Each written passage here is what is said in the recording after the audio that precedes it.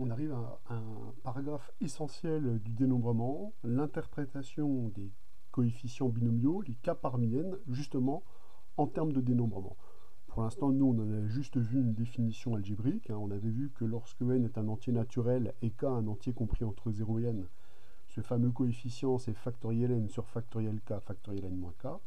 Maintenant, il est temps de voir leur interprétation, justement, en termes de dénombrement. Alors pour cela, je vais me donner un ensemble E de cardinal n, un entier naturel, et F un sous-ensemble de E. Donc on sait que ce sous-ensemble possède un nombre d'éléments qui est compris entre 0 et n. Alors ça, c'est des théorèmes qu'on a vu, des propriétés qu'on a vues précédemment. Et je vais considérer F, donc un sous-ensemble à k éléments de E. Alors déjà, une chose est sûre, quand on parle d'ensemble, comme un ensemble est fondé par l'appartenance, il est bien évident que les termes qui sont ici sont deux à deux distincts. Donc ça, c'est absolument indispensable de le signaler. Alors nous, ce qu'on a appris à dénombrer, vous vous rappelez, ce sont les cas arrangements formés d'éléments de E. Et bien justement, on va essayer de faire le lien entre les cas arrangements et les sous-ensembles de E pour voir comment on peut dénombrer les sous-ensembles à partir des cas arrangements. Donc la question légitime, si on veut relier les deux propriétés, c'est combien peut-on créer de cas arrangements avec les éléments de l'ensemble F, qui sont deux à deux distincts. Alors je vous rappelle qu'un cas arrangement, c'est un cas uplet qui est formé donc d'éléments deux à deux distincts, ce qui veut donc dire que pour former un arrangement avec les x1, xk, il suffit de prendre toutes les permutations de ces termes. Donc un cas arrangement de ces termes-là, un cas arrangement de x1, etc., xk, correspond à une permutation de ces termes.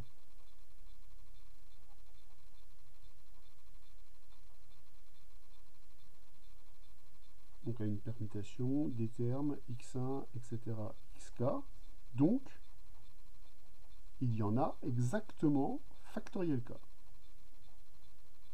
Donc, moralité, on sait qu'un ensemble f de cardinal k, c'est-à-dire que l'ensemble ici x1, xk, permet de créer, donc un ensemble à k éléments, permet de créer a priori factoriel k, k arrangement avec ces éléments-là. De E, donc avec ces éléments de ce sous-ensemble. Ce qui veut donc dire qu'a priori, des sous-ensembles à k éléments, il y en a factoriel k moins que des k arrangements d'éléments de E.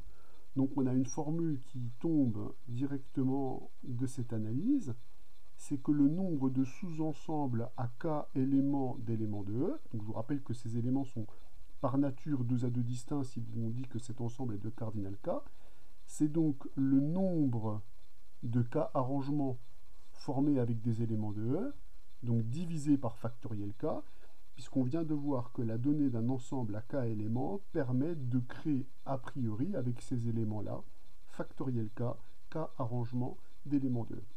Alors on peut donner un exemple, si par exemple je me donne l'ensemble 1, 2, 3, on peut effectivement créer 6 permutations de ces termes-là.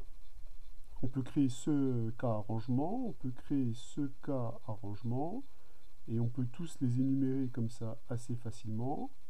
Alors vous avez vu que la règle que j'ai choisie pour les énumérer, c'est d'écrire tous ceux qui commencent par 1, tous ceux qui commencent par 2, tous ceux qui commencent par 3. Et là, je suis sûr que je n'en rate aucun. Ce qui veut donc dire que grâce à un ensemble à 3 éléments, on obtient exactement factoriel 3, c'est-à-dire 6, 3 arrangements formés avec ces termes-là. Donc on voit bien qu'avec un ensemble de cardinal k, on peut créer factoriel k, k arrangement constitué avec les éléments de cet ensemble. Ce qui nous donne directement une interprétation ensembliste du terme k parmi n, puisque le terme k parmi n, c'est factoriel n sur factoriel k, factoriel n moins k. Donc on retrouve évidemment la constitution du coefficient des arrangements, pondéré par factoriel k, Donc on peut maintenant dire sans l'ombre d'un doute, de par l'analyse qu'on a faite, que le coefficient k parmi n correspond à quoi par définition? Eh bien par définition, c'est le nombre de sous-ensembles. C'est le nombre de sous-ensembles de E de cardinal n. C'est E qui est de cardinal n. Donc le nombre de sous-ensembles de E, donc E de cardinal n, ayant k éléments.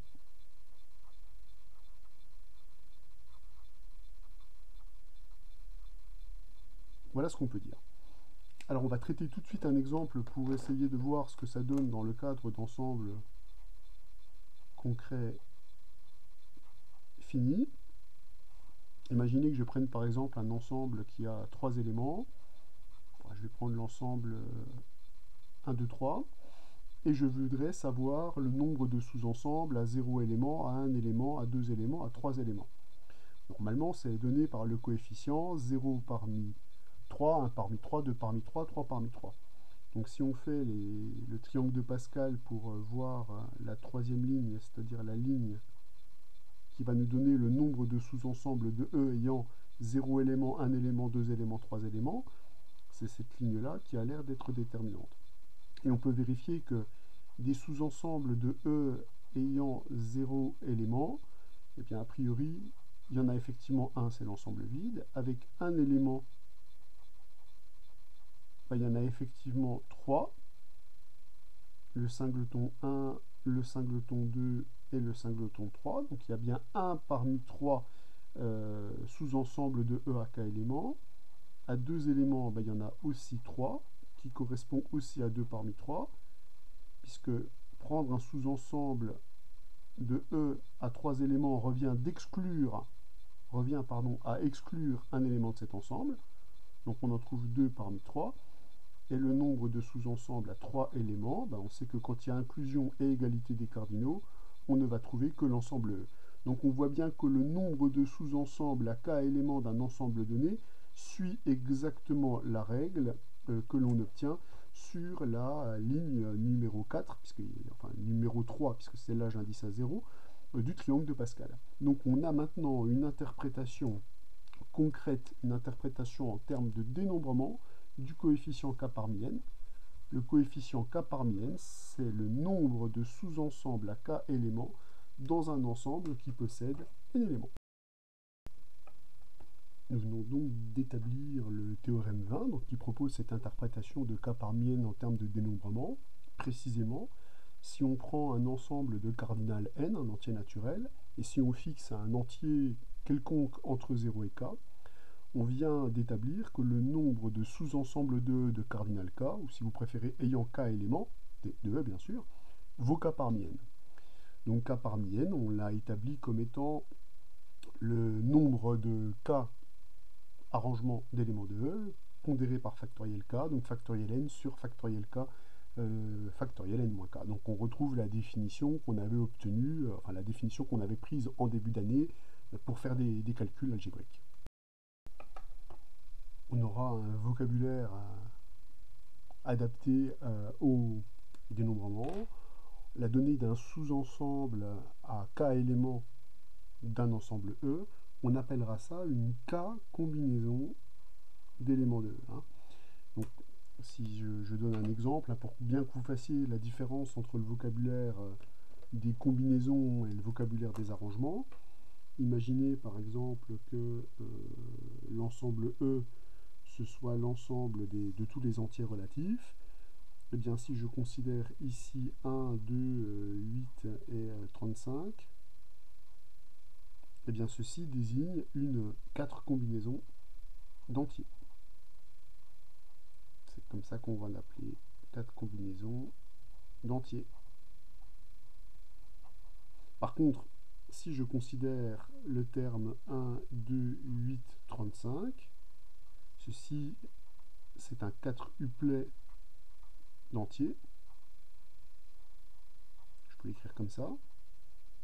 Mais comme les éléments qui constituent ce quadruplet sont 2 à 2 distincts, on peut aussi préciser qu'il s'agit d'un 4 arrangement d'entiers. Donc vous voyez que la structure n'est pas du tout la même.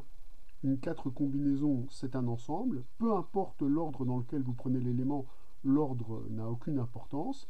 C'est-à-dire que si je prends par exemple 8, 35, 1, 2, ceci c'est la même K combinaison que la K combinaison qui est là. Donc c'est une K combinaison identique.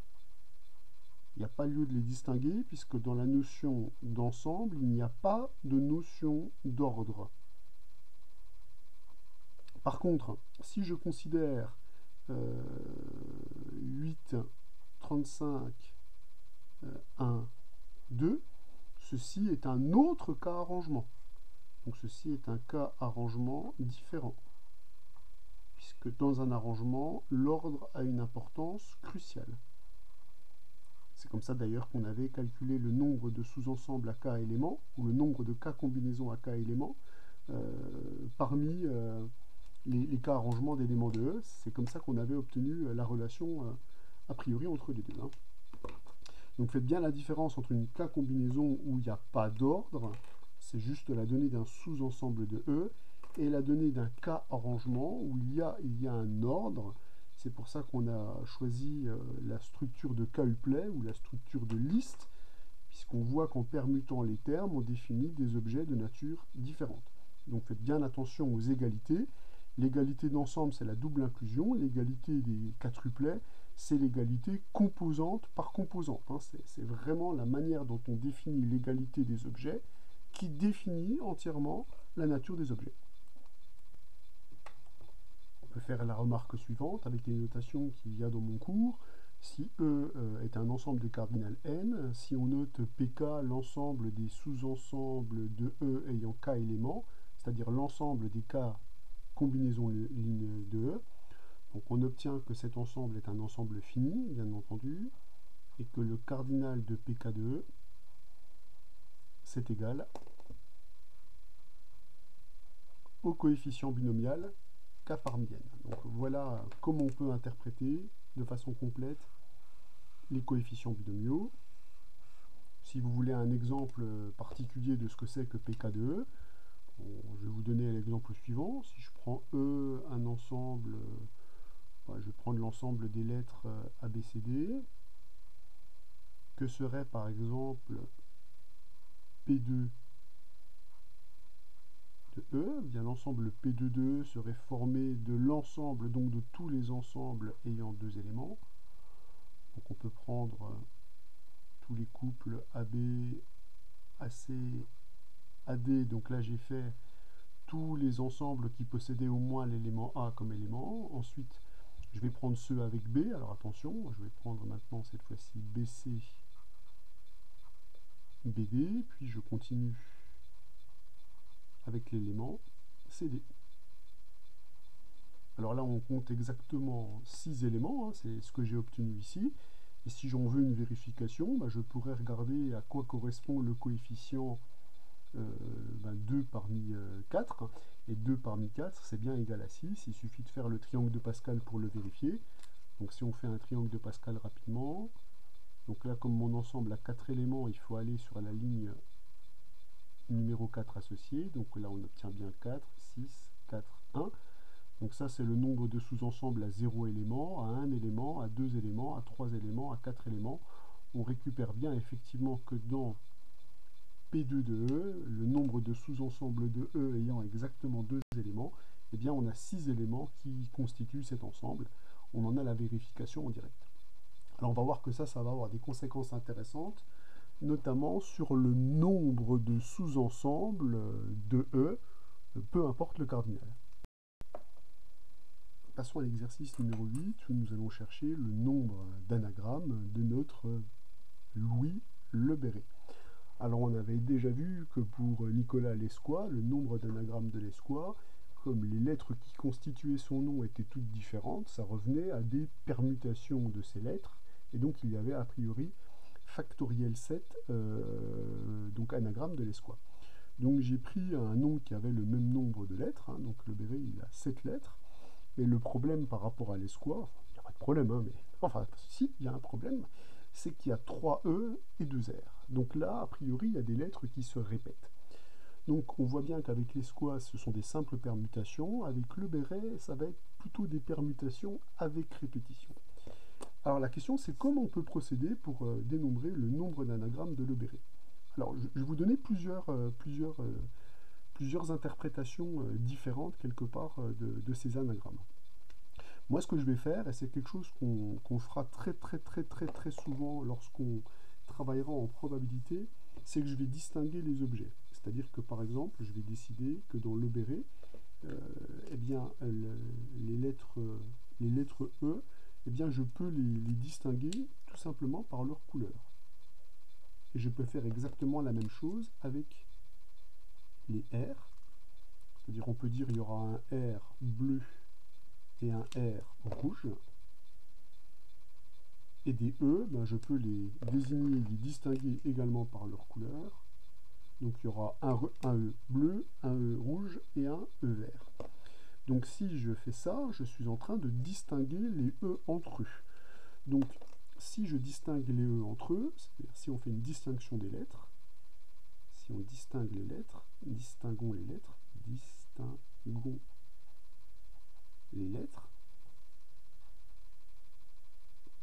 par leur couleur. Alors dans ce cas-là, le nombre d'anagrammes du mot Le Béret, c'est factoriel 7, exactement comme pour les squares. On obtient, a priori, factoriel 7 anagrammes en distinguant les lettres, puisqu'on est ramené dans la situation de Nicolas Lesquois. Mais évidemment, maintenant, je vais faire comme si les lettres étaient indistinguables. Parmi tous ces mots-là, qu'est-ce que je peux faire? Je peux dire qu'avec une de ces factoriels 7 anagrammes, pour reconstituer celle où les E sont indifférenciés et celle où les R sont différenciés, il faut que je tienne compte des permutations de E et des permutations de R. Des permutations de E possibles, il y en a factoriel 3, et des permutations de R possibles, il y en aura factoriel 2. Donc pour avoir le nombre d'anagrammes du mot Le Béret, mais alors cette fois-ci avec des couleurs qui sont indissociées, eh bien il faut prendre toutes les permutations des mots différenciés et les diviser par le nombre de permutations de E que je peux créer, le nombre de permutations de R que je peux créer. Or, il y a factoriel 3 permutations de E possibles pour cette situation-là, et factoriel 2 permutations des R possibles, puisqu'il y a 2 R dans le nom. Donc en fait, on aura factoriel 7 sur factoriel 3, factoriel 2, anagramme de Le Béret. Donc là, on vient de faire un raisonnement où on fait ce qu'on appelle des combinaisons avec répétition. Une autre façon d'aborder le problème, totalement différente, c'est de dire que quand je veux faire une permutation de Le Béret, qu'est-ce que je suis en train de faire?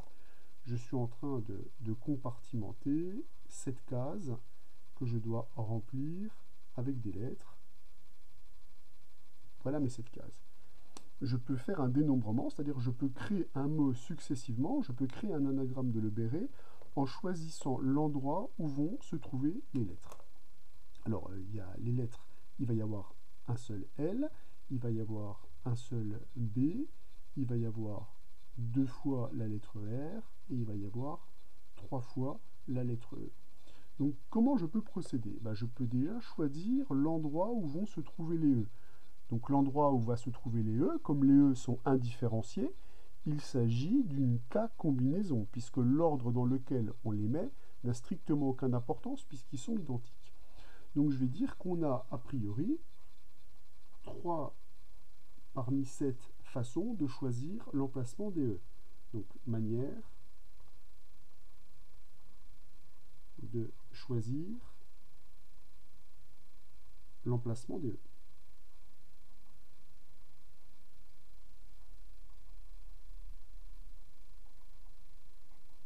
Donc effectivement, si je me donne une 3 combinaisons de ces 7 cases-là, imaginez que dans ces 3 combinaisons, on trouve la place 1, la place 4 et la place 5. Ce qui signifie qu'on aura 3E ici, et on voit bien qu'on a bien intérêt à prendre une 3 combinaison, puisque la place des E n'a pas d'importance par rapport à l'ordre de 1, 4 et 5. Donc là, comme il n'y a pas de notion d'ordre sous-jacente, on parle effectivement bien de 3 combinaisons. Alors, ces E étant placés, il faut maintenant que je place, par exemple, les R.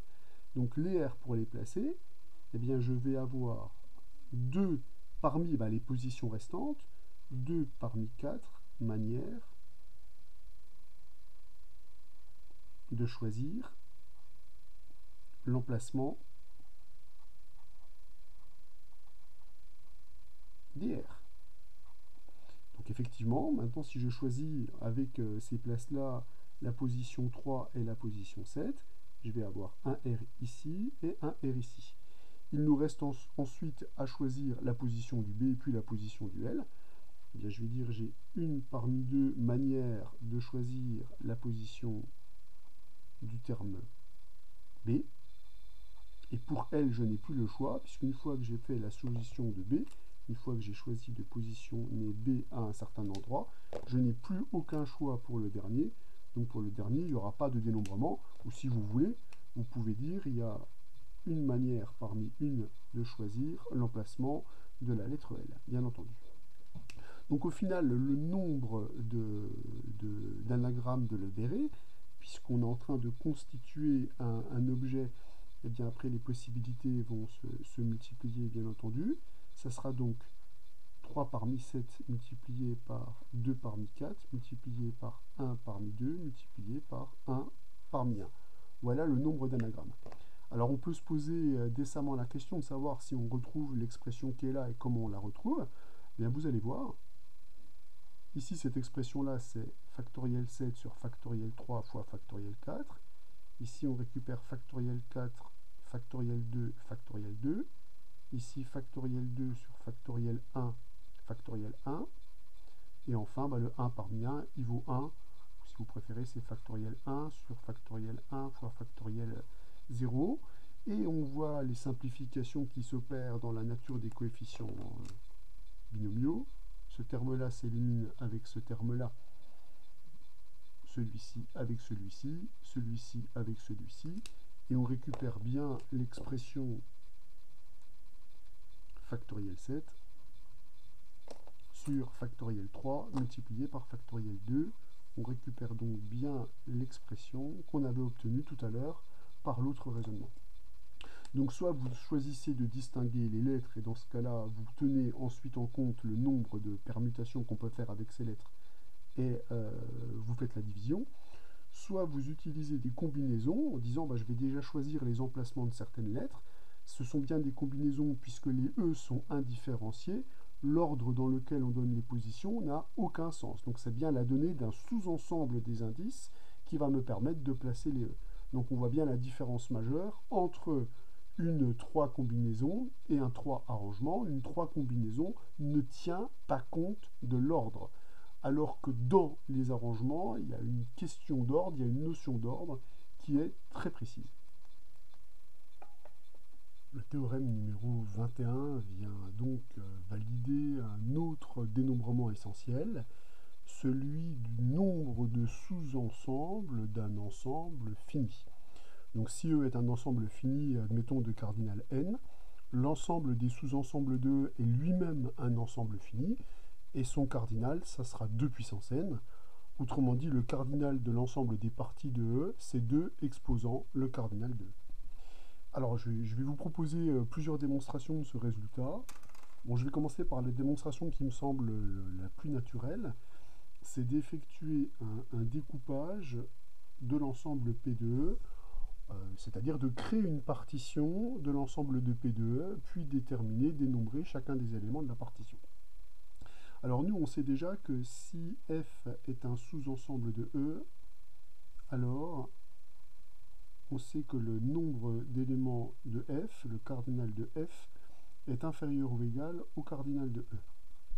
Donc a priori, le nombre d'éléments d'un sous-ensemble de E varie entre 0 et n. Moi, ce que je propose de faire, c'est d'écrire P de E comme l'union, on va le voir, disjointe des sous-ensembles de E ayant exactement K éléments, où K va varier entre eux. Bien, comme on sait qu'un sous-ensemble de E, il peut avoir de 0 éléments jusqu'à n éléments, je vois donc l'ensemble PK de E comme l'ensemble des comme l'union des sous-ensembles, l'union des parties de E ayant exactement K éléments. Alors évidemment, cette union, elle est disjointe, puisque si un sous-ensemble a K éléments, il n'en a pas K'. Donc a priori, entre PK2 et Pk'2 avec K différent de K', j'ai aucun élément en commun, puisque le cardinal est défini, le cardinal d'un ensemble est une donnée unique. Donc ça, c'est une belle manière de déterminer, de dénombrer l'ensemble P2. Pourquoi? Bien, parce qu'on sait que nous, les ensembles PK2 sont finis. Ça, on l'a démontré dans le théorème précédent. Ils sont tous finis et ils ont un cardinal qui est connu. Ils sont finis de cardinal K parmi n. Donc déjà, on sait que ces ensembles sont finis. Moralité, on peut dire que l'ensemble P2 est lui-même un ensemble fini, comme union disjointe finie d'ensemble fini. On en déduit donc que P2 est donc lui-même fini, puisque c'est une union finie d'ensemble disjoint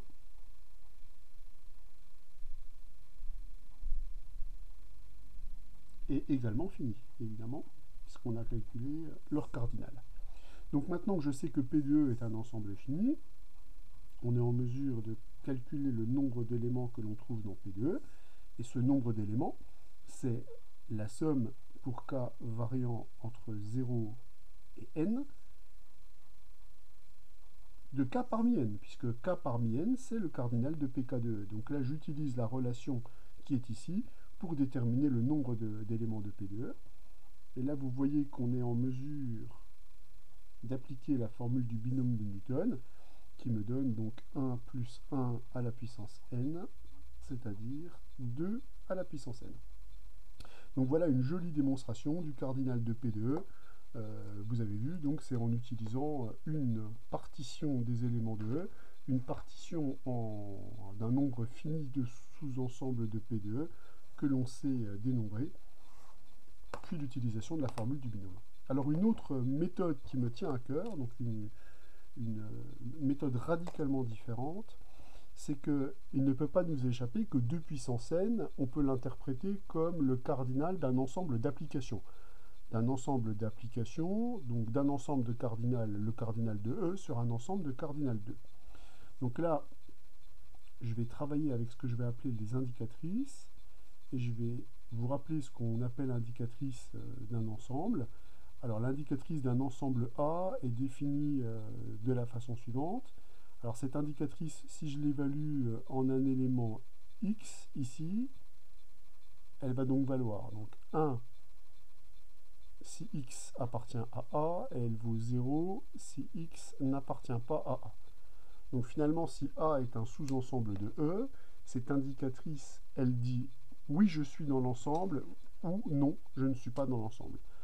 Donc imaginez que vous ayez un ensemble E, que je représente de cette manière-là, et un sous-ensemble A de E que je représente ici. L'indicatrice, elle ne prend que deux valeurs possibles.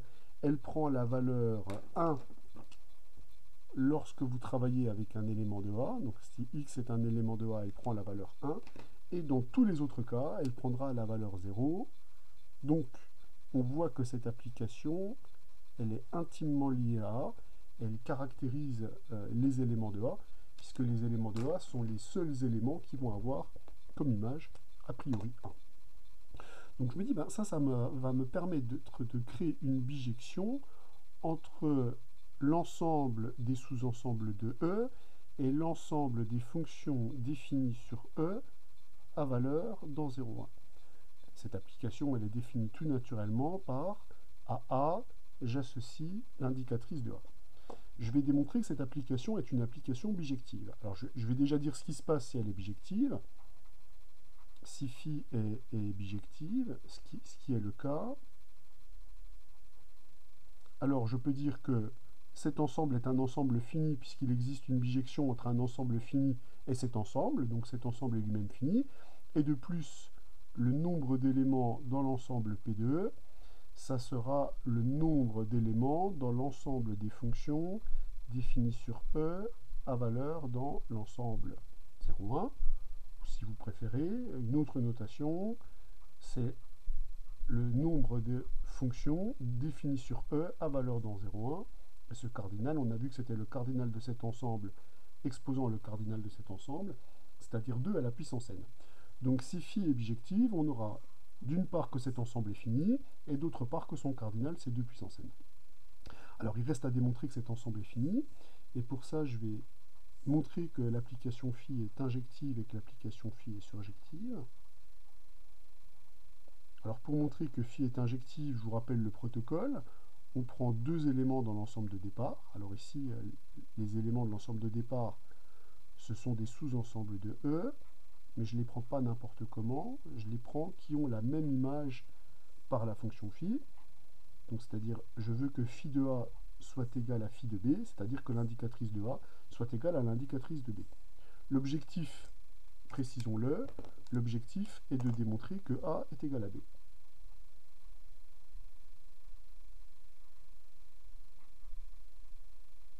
Voilà l'objectif qu'on se fixe. Donc l'objectif, c'est de démontrer l'égalité entre deux ensembles. Pour montrer l'égalité entre deux ensembles, on raisonne par double inclusion.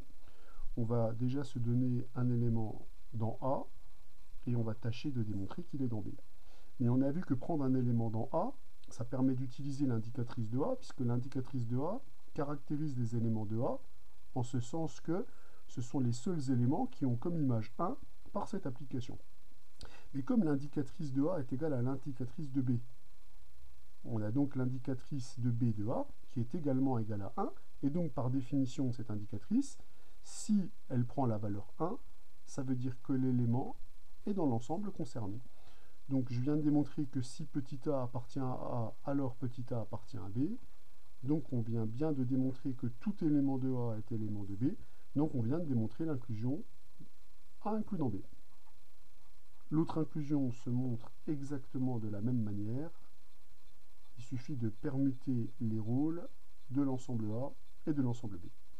Alors il nous reste à démontrer que l'application phi est une application surjective pour pouvoir conclure. Alors la surjectivité n'est pas bien compliquée, on va voir ça. Phi surjective. Alors pour montrer que phi est surjective, comment on va procéder? On regarde la définition d'une application surjective. Donc je dois prendre un élément quelconque de l'ensemble d'arrivée, donc une fonction. Je prends une fonction f quelconque définie sur E à valeur dans l'intervalle 0,1. Et je cherche à démontrer que cette fonction s'écrit comme une indicatrice. Donc ma fonction f, elle est définie sur E, elle est à valeur dans l'intervalle 0,1. Comment je vais écrire ça comme l'indicatrice d'un sous-ensemble? Pour ça, il faut que je caractérise le sous-ensemble concerné. C'est-à-dire, ça serait qui ce sous-ensemble par définition de l'indicatrice? C'est-à-dire, si c'était le cas, qu'est-ce qui se passe? Bien, vous voyez que quand je dessine mon ensemble E, je sais que si f est l'indicatrice d'un élément, cet élément, ça devrait être, cet ensemble, en tout cas, devrait être l'ensemble des valeurs de f, enfin l'ensemble des valeurs de E, pardon, pour lequel la fonction f prend la valeur 1. Donc en fait, il suffit de répartir dans un ensemble les éléments qui font quoi? Eh bien, comme si f est l'indicatrice de A désigne l'ensemble des éléments de E pour lequel f prend la valeur 1, je viens donc de dire que l'ensemble A que je cherche ici, ça serait défini comment? Eh bien, ça serait l'ensemble des x appartenant à E, tel que f de x est égal à 1. C'est cet ensemble que je dois considérer. Or, cet ensemble-là, il est très facile à construire avec f, puisqu'on constate qu'en fait, cet ensemble-là, c'est l'ensemble des antécédents de 1 par l'application f. Donc, si je prends l'ensemble des antécédents de 1 par l'application f, les autres éléments, eux, ils vont s'envoyer nécessairement sur quoi? Eh bien, comme l'application f ne peut prendre que deux valeurs possibles, soit 0 ou 1, les valeurs du complémentaire de A, ça sera les valeurs où la fonction f va prendre la valeur 0. Donc on vient de démontrer que si on définit une fonction f de E à valeur dans 0, 1, cette fonction f n'est autre que l'indicatrice de A, où A est exactement l'ensemble des antécédents de 1, qui est donc bien un sous-ensemble de E par définition. On vient donc de démontrer que n'importe quelle fonction de E à valeur dans 0, 1 peut être écrite comme une indicatrice. On vient donc de prouver que l'application phi est une application qui est surjective. Donc on peut conclure que phi est une application bijective et donc valider l'approche qu'on a eue sur les cardinales, c'est-à-dire que le cardinal de E est bien égal, le cardinal de P de E, pardon, est donc bien égal à 2 puissance n, puisqu'il est égal au cardinal de cet ensemble. La proposition 22, c'est pas nouveau, c'est une des relations qu'on avait déjà vues concernant les coefficients binomiaux. Mais ici, si je replace cette propriété, c'est que je voudrais qu'on la démontre par le biais des dénombrements. Et les raisonnements qu'on emploiera justement pour démontrer ces relations, on les réutilisera dans les exercices. Alors, je vais commencer par démontrer la première relation, ce qui s'appelle la formule de symétrie. Je vais simplement donner un sens par le dénombrement à cette relation-là. Alors pour cette formule de symétrie, je sais que K parmi n représente le nombre de K combinaisons ou de sous-ensembles à K éléments d'un ensemble de cardinal n. Donc pour cette partie-là, je vais me donner E, un ensemble de cardinal n, peu importe cet ensemble, et je me fixe donc un entier K qui est compris entre 0 et n. Donc je sais que cet entier-là désigne le nombre de K combinaisons d'éléments de E ou le nombre de sous-ensembles à K éléments de E. Et ce que j'aimerais, c'est montrer qu'il a la même valeur que ce terme-là, c'est-à-dire qu'il correspond, si j'utilise le même genre d'argument, au nombre de sous-ensembles à n-k éléments de E. Donc dès lors, on peut s'interroger sur est-ce qu'on peut trouver une application naturelle qui me permet de passer d'un sous-ensemble de E à k éléments à un sous-ensemble de E à n-k éléments. Alors on pense tout de suite au passage au complémentaire. Et ce passage au complémentaire convient fort bien. Alors même si ici il n'est pas involutif, parce que involutif, ça impliquerait que j'ai le même ensemble au départ et à l'arrivée, mais j'ai presque envie de dire c'est tout comme, puisque la bijection réciproque psi, eh bien c'est aussi le passage au complémentaire, mais de Pn-K à valeur dans Pk2. Donc là on peut montrer assez facilement que phi rond psi, c'est l'identité d'une part de Pn-K de E, et que psi rond phi, c'est l'identité de Pk2. Donc il est assez facile de voir que ces deux applications sont d'une part bijectives et réciproques l'une de l'autre, et par conséquent, le nombre d'éléments de cet ensemble et le nombre d'éléments de cet ensemble, c'est le même. Donc on retrouve la formule de symétrie simplement en exploitant qu'il y a autant d'ensembles à k éléments dans E que d'ensembles à n-k éléments dans l'ensemble E. Donc voilà une interprétation ensembliste de cette formule. On va tout de suite voir la deuxième propriété par une relation sur les dénombrements, en prenant encore une fois en compte que ceci désigne le nombre de sous-ensembles à k plus 1 éléments dans un ensemble à n plus 1 éléments.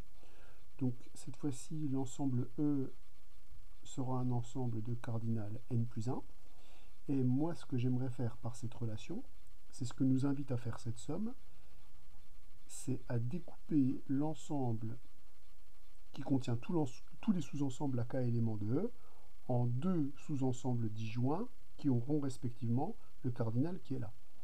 Alors vous avez vu qu'on passe du cardinal k au cardinal k plus 1, enfin de l'entier k à l'entier k plus 1, pardon, et ça c'est le signe que dans l'histoire, un élément a été fixé.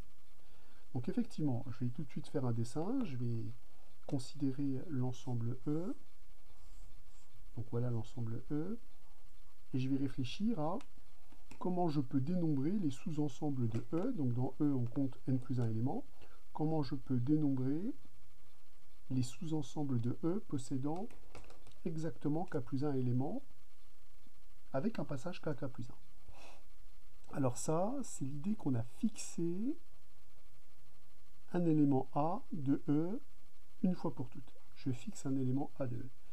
Et je vais diviser l'ensemble pk de E en la réunion de deux ensembles que je vais appeler oméga 1 et oméga 2, que je vais définir de la manière suivante. Donc oméga 1, c'est tout simplement les sous-ensembles de E ayant comme cardinal k plus 1. Donc ce sont les éléments de cardinaux k plus 1, avec la propriété qu'ils contiennent l'élément petit a que j'ai fixé ici.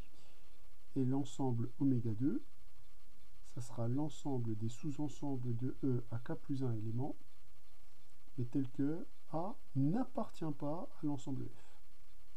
Donc on voit bien déjà que ces deux ensembles-là sont disjoints, puisque pour les ensembles de oméga 1, on trouvera l'élément A dedans. Pour les ensembles de oméga 2, on ne trouvera pas l'élément A dedans. Donc on voit déjà que pk plus 1 de E est bien l'union disjointe de ces deux ensembles-là, puisque quand je prends un sous-ensemble à k plus 1 élément de F, soit A est dedans, soit A n'est pas dedans. Donc leur réunion va bien faire pk plus 1 de E, et en plus ils sont disjoints par la condition ici négative, par la condition de la négation. Alors je peux donc en déduire que comme tous ces ensembles sont finis, celui-là est fini d'après le cours, et son nombre d'éléments c'est k plus 1 parmi n plus 1. Donc ces deux ensembles-là, comme ce sont des sous-ensembles de cet ensemble, ils sont eux aussi finis. Il me suffit donc de dénombrer oméga 1 et oméga 2. Alors pour dénombrer oméga 1, il faut que je me donne un sous-ensemble à k plus 1 élément de E qui contient déjà l'élément A. Donc pour me donner un sous-ensemble qui contient k plus 1 élément de E mais qui contient l'élément A, je n'ai qu'à choisir k éléments dans E parmi tous les éléments sauf A. Et ça, j'ai autant de façons de faire que de choisir k éléments parmi n. Plus, pour dénombrer oméga 2, qu'est-ce que je dois faire? Je dois me donner k plus 1 éléments de E, mais pas parmi, qui ne contiennent pas A, donc ils sont à choisir parmi tous les éléments de E, sauf A. Donc ça, c'est équivalent à se donner un sous-ensemble à k plus 1 éléments de E privé de A. Donc on voit immédiatement que les cardinaux des ensembles respectifs oméga 1 et oméga 2 sont des cardinaux qui sont parfaitement connus. Alors on aurait pu dire oméga 2 pour oméga 2, on aurait pu dire aussi que c'était les sous-ensembles à k plus 1 éléments de A privé de petit a. On retrouve donc directement pour oméga 2 la définition qui est d'ici. Et pour oméga 1, qu'est-ce qu'on aurait pu dire? Eh bien, on aurait pu dire que c'est tous les ensembles, comme ils contiennent A, c'est tous les ensembles de la forme singleton A union F, où F est un sous-ensemble à k éléments dans E, évidemment privé de A. Donc on retrouve des définitions similaires, et on voit bien que comme A est fixé ici, il suffit de dénombrer des sous-ensembles à k éléments dans un ensemble qui possède n éléments. Donc on voit bien que le cardinal de oméga 1, avec cette description-là, c'est bien le cardinal des sous-ensembles de E privé de A ayant exactement k éléments. Donc il y a plein de façons de voir les choses. Soit on présente le dénombrement, on va dire, oralement, soit on peut un peu mieux expliciter les ensembles. Ah, il n'est pas très beau mon privé 2 là. Donc là évidemment il s'agit de E privé de A. Hein. Privé 2, voilà, il n'était pas très penché, mais le cœur y était. Donc voilà pour la proposition numéro 22 et l'analyse de ces formules en termes de dénombrement. Pour conclure ce chapitre, nous allons voir que les méthodes de dénombrement sont des méthodes très efficaces, notamment pour obtenir des formules sommatoires. Donc la formule que je me propose d'établir ici part des arguments uniquement sur des dénombrements et pas simplement sur des calculs de coefficients binomiaux, c'est de démontrer la formule dite de Van der Monde, qui, étant donné deux entiers naturels a et b et n'importe quel entier entre 0 et a plus b, eh bien, me permet de montrer que la somme de ces coefficients binomiaux est égale à n parmi a plus b, et d'en déduire une formule qu'on avait déjà démontrée par des arguments de dérivation.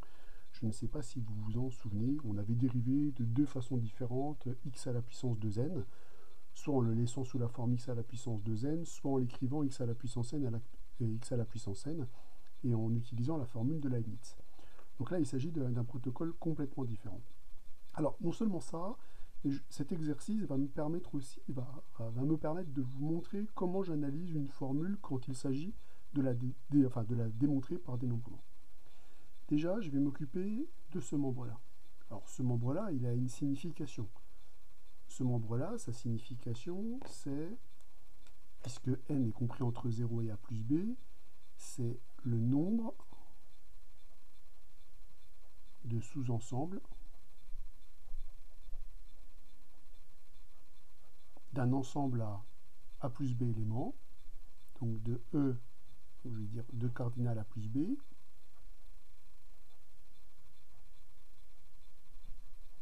donc c'est le nombre de sous-ensembles ayant n éléments. Donc déjà, j'ai une interprétation de ce coefficient binomial en termes de dénombrement. Ça correspond au nombre de sous-ensembles ayant n éléments dans un ensemble que j'ai fixé A égale a plus b éléments. Cette somme-là,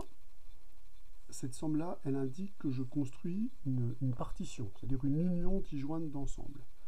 Donc là, cette partie-là me fait vraiment penser à une partition. Alors à une partition de quel ensemble? À une partition de l'ensemble que je cherche à dénombrer. Ici, l'ensemble que je cherche à dénombrer, c'est l'ensemble des sous-ensembles de E ayant n éléments. Donc ceci me fait penser à une partition.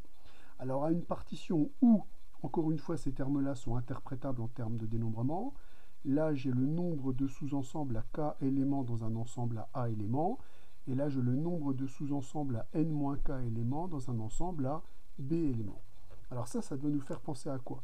Cette idée de partition et cette décomposition, ce produit-là. Bon, je vais faire immédiatement un dessin. Je vais donc me donner un ensemble E de cardinal a plus B. Je prends n'importe quel ensemble qui a ce cardinal-là. On peut prendre par exemple tous les entiers entre 1 et a plus B. Et cet ensemble E, pour faire apparaître la partie qui est ici, je vais le diviser en deux parties. Donc je vais le diviser en un ensemble A, où le cardinal ici de A va être égal à A, d'une part. Puis je vais le diviser en une partie B, où le cardinal de B va être égal à B, puisque je veux que E soit l'union disjointe de ces deux ensembles-là, dont j'ai fixé le cardinal. Donc là, par construction, l'ensemble E, c'est l'union disjointe de A et de B. Alors moi, ce que je veux, c'est montrer que calculer le nombre de sous-ensembles de E à n éléments revient à un calcul sur les sous-ensembles de A et sur les sous-ensembles de B. Alors je m'explique. Si je prends un sous-ensemble de l'ensemble E ayant n éléments. Alors quand je prends un sous-ensemble ayant n éléments, donc, je vais l'appeler M cet ensemble-là, il va y avoir un certain nombre d'éléments dans A, admettons qu'il y en a k ici, et comme l'ensemble M possède n éléments, on aura forcément n-k éléments ici. Donc on voit que les éléments se répartissent dans l'ensemble A et dans l'ensemble B. Comme les ensembles sont disjoints, il n'y a aucun risque qu'on puisse les compter deux fois. Alors moi, ça me donne une idée. Ça me donne une idée de bijection possible. Je vais créer une application qui est définie dans l'ensemble des sous-ensembles à n éléments, par exemple, qui a l'ensemble M que je viens de dessiner ici, va associer sa partie dans l'ensemble A, c'est simplement son intersection avec A, et sa partie dans l'ensemble B, qui est simplement son intersection avec B. Et donc ces couples-là, ils vivent où? Alors c'est là qu'il faut faire attention. Le nombre d'éléments qui est ici va être compris entre 0 et n. C'est-à-dire qu'il peut avoir tous ces éléments dans A et aucun élément dans B. Mais une fois que là j'ai dit qu'il y avait k éléments qui étaient dans A, il y aura forcément n-k éléments qui est dans B. Ce qui veut donc dire que le premier élément du couple ici va être un sous-ensemble de A à K éléments, et cet ensemble-là étant fixé, l'autre morceau du couple aura forcément n-k éléments pris dans B. Et il faut que je prenne la réunion de tous ces couples possibles, puisque K peut varier entre 0 et n. Donc il faut que je prenne l'union pour K variant entre 0 et n de tous ces éléments-là. Alors cette union est évidemment disjointe, puisque si je prends un sous-ensemble en première composante qu'à K éléments, il sera forcément différent d'un sous-ensemble à K' éléments. Donc en plus, l'union entre ces ensembles-là est une union disjointe. Alors cette application, elle est assez simplement construite et assez naturelle quand on voit le problème sous cet angle. Alors moi, ce que j'aimerais démontrer, c'est que cette application-là est une bijection. Et bien, pour montrer que c'est une bijection, en fait, ce que je vais faire, c'est que je vais directement exhiber qui est sa bijection réciproque. Simplement en regardant le dessin, et sa bijection réciproque, elle semble entièrement naturelle. Donc la bijection réciproque, ça consiste à faire quoi?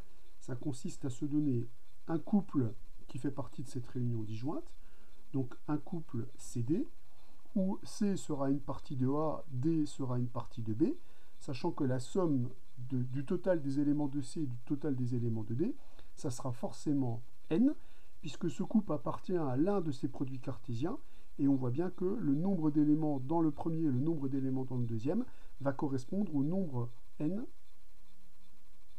que l'on a fixé dans l'énoncé. Et donc pour recréer avec l'ensemble C et D un sous-ensemble de E à n éléments, on voit tout de suite comment procéder. On va simplement prendre leur réunion. C'est pas très compliqué de voir, si j'appelle cette application phi et l'autre psi, que psi rond phi c'est l'application identité, alors ici de l'ensemble produit cartésien, et psi rond phi c'est l'application identité de l'ensemble Pn de E. Moralité, comme on a exhibé une bijection entre P de E et cet ensemble-là, qu'est-ce qu'on peut dire? Eh bien, on peut dire que les cardinaux de ces deux ensembles sont égaux. Donc, je vais pouvoir dire que le cardinal de l'ensemble Pn de E est donc égal au cardinal de cette réunion.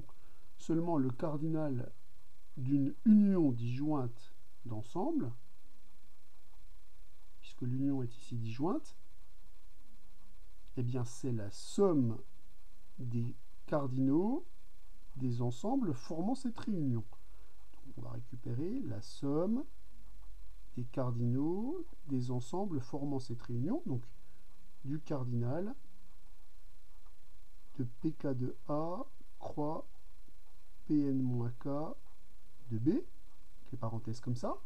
On est ramené donc au cardinal d'un produit cartésien. Or, on sait que le cardinal d'un produit cartésien, c'est le produit des cardinaux des éléments qui le composent.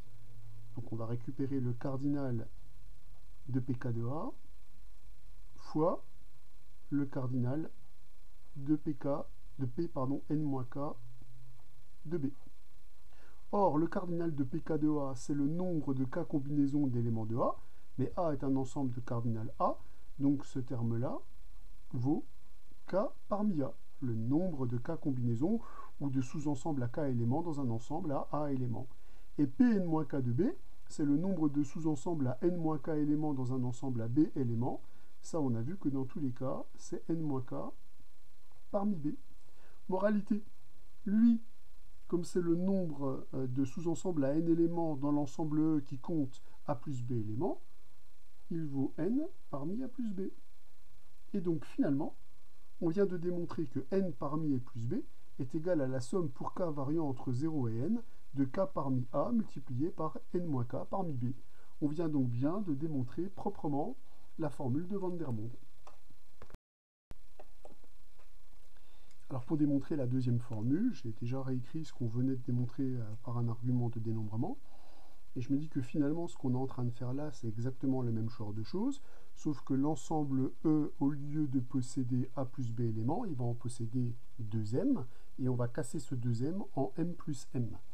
Donc l'idée ici, ça serait de poser A est égal à M, B est égal à M, et donc on aura déjà A plus B qui est égal à 2N, c'est le 2M qui est ici. Et de prendre pour l'entier naturel N ici, bien l'entier m lui-même, puisque m est bien un entier compris entre 0 et 2m. Donc si je prends pour n cet entier-là, pour a cet entier-là et pour b cet entier-là, si je recopie la formule qu'on vient de démontrer, on vient donc de démontrer, alors j'ai dit que c'était petit n ce terme-là, que la somme pour k variant entre 0 et m, donc de k parmi m moins k parmi m, est égale à m parmi 2m. Voilà ce qu'on vient de démontrer. Mais là, on reconnaît une formule de symétrie des coefficients binomiaux. Et donc le coefficient m-k parmi m est aussi égal au coefficient k parmi m, ce qui permet d'obtenir la formule de Van der Monde. Alors c'est surtout cette formule-là qui est connue sous le nom de formule de Van der Monde. L'autre, on a une généralisation totalement remarquable. Donc, je vous rappelle que cette formule-là, on l'avait établie par un argument, oui, de dérivation. Je vous laisse aller revoir ça dans le chapitre sur la dérivation. Et je trouve que ce raisonnement, il est très très clair, très très beau. On voit que les bijections se construisent tout naturellement en prenant bien en compte les différentes structures pour pouvoir écrire les éléments. Voilà, ça achève ce chapitre sur le dénombrement. La pratique des exercices sera évidemment absolument décisive. Notamment, il va falloir apprendre à lire les énoncés et à puiser des informations dans les énoncés.